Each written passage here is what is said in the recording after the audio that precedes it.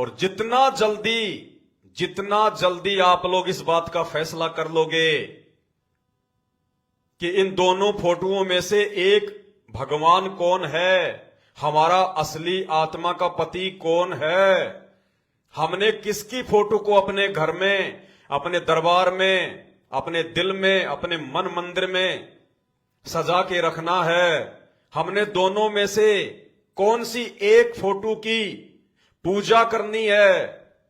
जिस दिन हम ये निर्णय कर लेंगे और इन दोनों में से एक को पहचान लेंगे, उस दिन समझो हम पतिव्रता पद पर आ गए, पतिव्रता पद पर। और बिल्कुल हमने पहचान करने के बाद में एक को खारिज करना पड़ेगा, बिल्कुल खारिज। उसके प्रति मन में किसी प्रकार की कोई श्रद्धा नहीं, किसी प्रकार की कोई चाहत नहीं, उसके प्रति जरा भी मन में कोई समर्पण नहीं, जिसको हम रिजेक्ट कर देंगे। तो भाई और बहनों, इसी को पतिव्रता पद कहते हैं।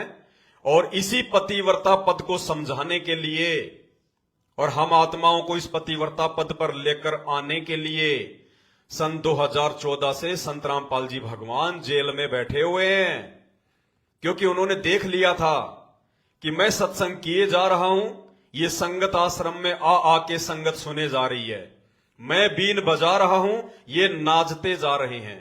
इन्होंने तो भेड़ वाली बीन बना ली, मैंने सुना दिया, इन्होंने सुन लिया, अमल कोई कर नहीं रहा, समझ कोई रहा नहीं।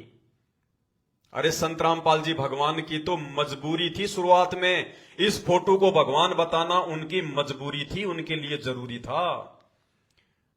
जिस समय सन 1994 में संत रामपाल जी ने इस 13वें यथार्थ कबीर पंथ की शुरुआत की, उस समय यदि संत रामपाल जी कह देते कि मैं भगवान हूं, मैं ही हूं वो कबीर जिसका वेदों में नाम है कबीर, कोई भी व्यक्ति इनकी भक्ति को स्वीकार नहीं करता, कोई भी व्यक्ति इनसे नाम दीक्षा लेके अपना आत्म कल्याण नहीं करवा पाता। हर कोई अपने मन में दोष निकाल लेता कि देखो ये हरियाणा का जाट, ये इंजीनियर, और ये अपने आप को कबीर कह रहा है, ये अपने आप को भगवान कह रहा है। ये नकली कबीर पंथी गुरुदेव पर तरह तरह के मुकदमे ठोक देते।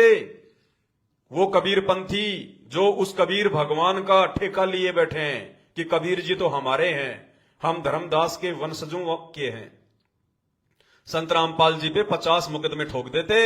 अगर संत रामपाल जी कह देते कि मैं ही हूं वो कबीर, मैं ही हूं वो अल्लाह।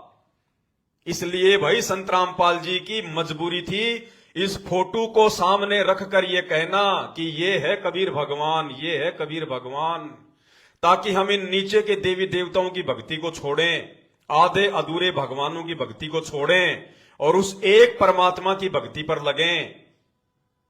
एक परमात्मा सतगुरु रामपाल जी भगवान की भक्ति पर लगें। इसलिए उन्होंने अपने आप को छुपाते हुए, इसलिए इस कबीर परमात्मा ने स्वयं कबीर होते हुए भी अपने से अन्य को भगवान बताकर हमें भक्ति के लिए प्रेरित किया, हमारे को भक्ति पर लगाया। ये विधान है परमात्मा का। जब भी ये परमात्मा धरती पर आता है, संत रूप में आता है, ये गुरु रूप में आता है, जिंदा महात्मा के रूप में आता है, उस समय ये परमात्मा कभी भी अपने आप को भगवान नहीं कहता। और यदि भगवान कहता भी है तो कोई इसकी मानता नहीं है। 650 साल पहले परमात्मा ने अपने मुंह बोले गुरु को भी कही थी ये बात कि हम ही अलग अल्लाह हैं, कुतुब गोस और पीर, गरीब दास खालिक धनी हमरा नाम कबीर। ए स्वामी सृष्टा में सृष्टि हमारे तीर, दास गरीब अधर बसूं, मैं मेरा नाम अविगत सत्य कबीर। लेकिन कोई नहीं माना। 64 के 64 लाख भगत फैल हो गए। इनको परमात्मा ना मान पाने के चलते इनको केवल अपना गुरु मानते रहे और भगवान ब्रह्मा विष्णु महेश को मानते रहे और इतनी बड़ी चोट खाई।